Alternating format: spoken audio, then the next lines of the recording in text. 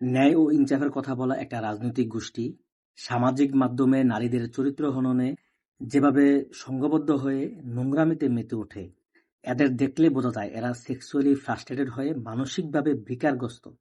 মাননীয় প্রধানমন্ত্রী কন্যা জাইমা রহমান স্কুলে পড়াকালীন সময়ে ফুটবল খেলতেন, তিনি গোলকিপার ছিলেন। সে সময় চেলসির বয়সভিত্তিক একাডেমিতে তিনি ডাক পেয়েছিলেন, কিন্তু পারিবারিক সিদ্ধান্তে খেলাধুলা বাদ দিয়ে পড়াশোনায় মনোযোগী হন।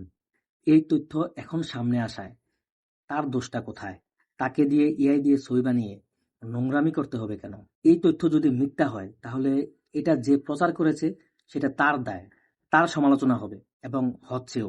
প্রতিমন্ত্রী আমিনুল হক ভুল সময়ে ভুলভাবে এই বিষয়টি সামনে এনেছেন। বিএনপির লোকজনও নিজেরাই আমিনুল হকের সমালোচনা করতেছেন।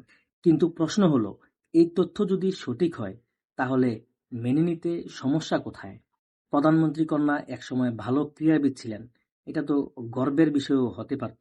এআই দিয়ে নোংরা ছবি বানিয়ে অশ্লীল ক্যাপশন দিয়ে তার সমালোচনা করতে হবে কেন? এখানে তার দায়টা কোথায়?